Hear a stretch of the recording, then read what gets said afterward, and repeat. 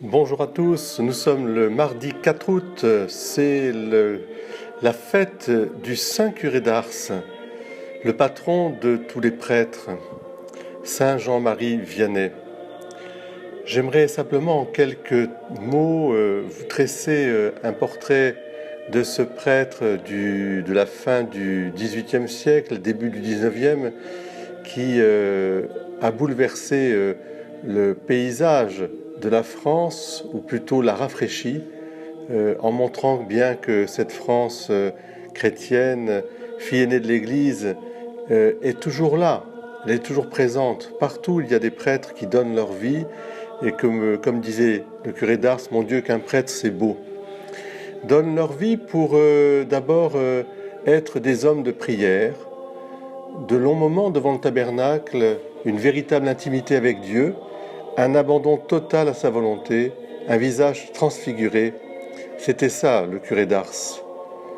Il disait « Je vous aime, ô mon Dieu, et mon seul désir est de vous aimer jusqu'au dernier soupir de ma vie. » Bien sûr, le prêtre est aussi l'homme de la messe, et au cœur, l'Eucharistie célébrée et adorée. Vous savez cette fameuse expression du curé d'Ars devant le tabernacle, « Il est là, il est là ». Homme de l'Eucharistie célébré et adoré, il disait « Il n'y a rien de plus grand que l'Eucharistie ». Ce qui le touchait peut-être le plus fut de constater que son Dieu était là, pour nous, présent dans le tabernacle. Il nous attend.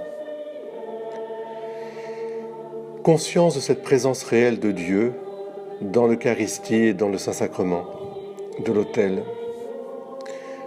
Hanté par le salut des âmes, alors c'est vraiment la caractéristique du curé d'Ars et un modèle pour tous les prêtres. Pendant ses 41 ans de présence à Ars,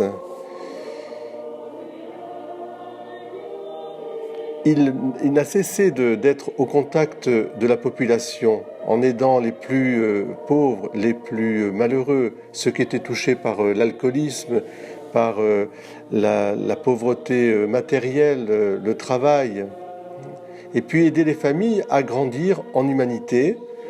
Alors, par le confessionnal, à partir de 1830, des milliers de personnes viennent à Ars, et on a à peu près compté plus de 100 000 personnes la dernière année de sa vie. Jusqu'à 17 heures par jour, rivé dans son confessionnal pour réconcilier les hommes avec Dieu et entre eux. La joie de la confession, c'est-à-dire du retour de l'enfant vers son père. Eh bien, au cœur de sa paroisse, il a aussi été très proche pour l'orphelinat, pour l'école d'attention aux plus pauvres, aux malades, infatigable bâtisseur, rien ne lui échappe. Au cœur de son village, il cherche aussi à comprendre l'homme dans toute sa dimension. Donc c'est tout à fait d'actualité aujourd'hui. Alors il a été béatifié en 1904, il a été déclaré la même année patron des prêtres de France par Saint Pie X. En 1929, 4 ans après sa canonisation, le pape Pie XI le déclarera patron de tous les curés de l'univers. Et le pape Jean-Paul II, qui est venu à Ars, ne dira pas autre chose en rappelant à 3 reprises que le curé d'Ars demeure pour tous les pays un modèle hors pair à la fois de l'accomplissement du ministère et de la sainteté du ministre. « Oh, que le prêtre est quelque chose de grand !» s'écriait-il, car il peut donner Dieu aux hommes et les hommes à Dieu. Il est le témoin de la tendresse du Père envers chacun et l'artisan du salut. Le curé d'Ars, un grand frère dans le sacerdoce, près de qui chaque prêtre du monde peut venir confier son ministère ou sa vie sacerdotale. Alors à tous, je vous demande de prier pour tous vos prêtres, bien sûr, ceux que vous rencontrerez, et de leur souhaiter une très belle fête du sacerdoce à travers la fête du curé d'Ars. Eh bien, bonne journée à vous tous.